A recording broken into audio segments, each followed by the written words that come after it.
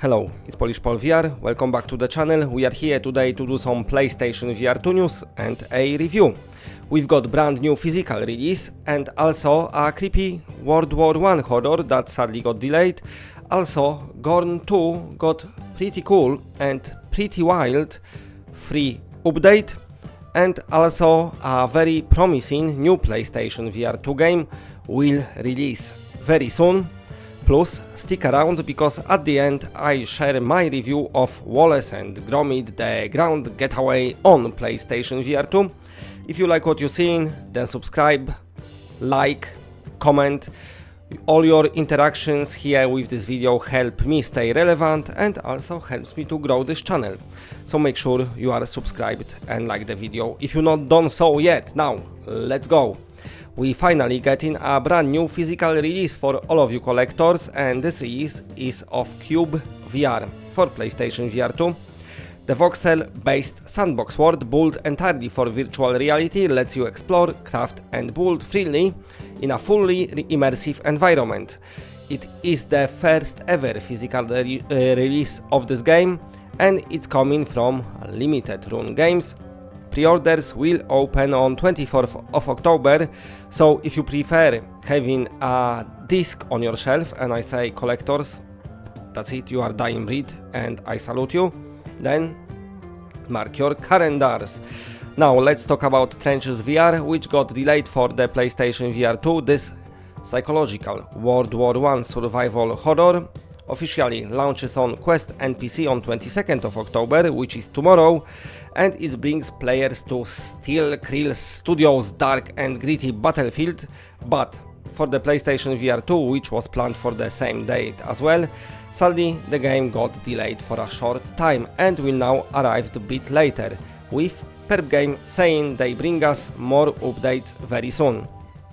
Now, we've got release date for Of Lies and Rain. This dark, story-driven VR adventure is officially launching on 4th of November at 9 AM Pacific time for Steam VR, MetaQuest and PlayStation VR2. They even gave us a time. It is a surreal, narrative-focused experience that blends psychological storytelling with puzzle solving and exploration, all wrapped in an eerie, dreamlike atmosphere. The developers confirmed the game is now complete and ready for the release across all major VR platforms, which is awesome. Speaking about awesome, well, pretty much nearly awesome.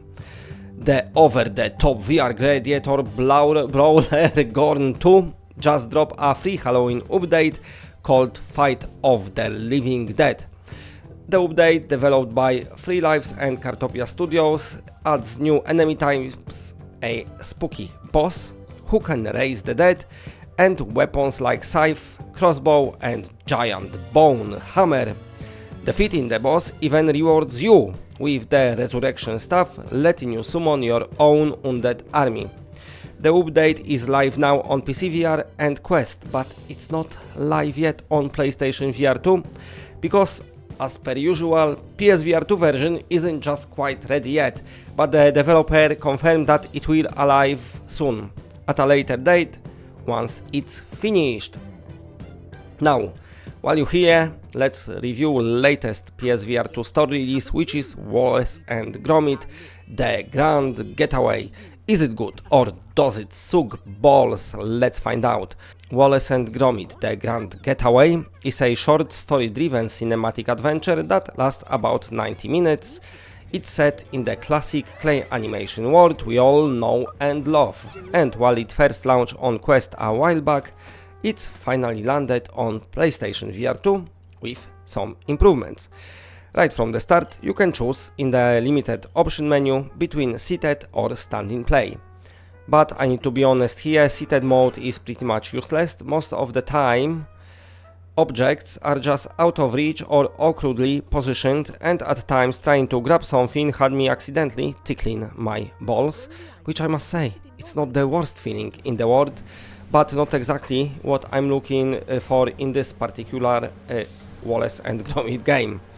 This is clearly meant to be played standing up, ideally as a room scale experience. There is a click turning, but if you stand in, you can just turn naturally, which feels far more immersive.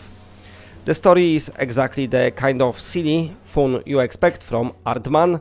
Wallace and Gromit are off on holiday when, of course, their spaceships get completely fucked up, stranding them on an alien planet.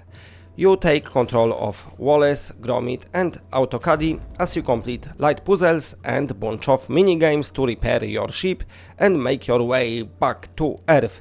The pacing is fine and the humor is spot on, but the game doesn't always play nice when it comes to VR interaction.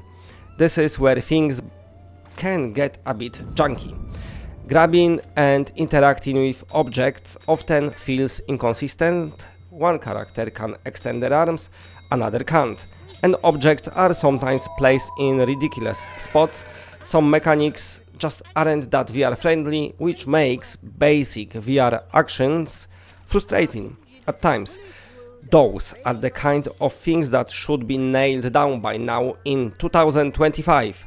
Proper hand tracking like on Quest would gone a long way to fix a lot of this, especially that PSVR2 can support it, but for some reason it's not used here, or if it is I can't just do it, but no, it's not.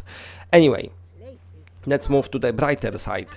The Grand Getaway looks fantastic in the headset, the lighting is strong, colors pop nicely, and the clay animation aesthetic translates well to VR. A few textures stand out as oddly blurry, like they kind of updated some assets for PSVR2, but forgot a few others. But overall, it's a good looking game, with some really good, like holy shit, this is look nice moments. Animations are spot on for the characters, though some effects like smoke and fire look a bit too smooth compared to the stop motion style, breaking the illusion slightly. Still, the world feels alive and detailed, and it's hard not to smile while playing this game. After finishing the story, you can replay chapters, tackle minigames and check out collectibles. It's nothing major, but it adds a little bit extra of playtime if you enjoy the main adventure. Wallace and Gromit, the Grand Getaway on PSVR2 is a mixed bag. A good story, great voice acting, charming visuals and the classic Aardman warmth. All held back by junky mechanics and some frustrating VR design choices.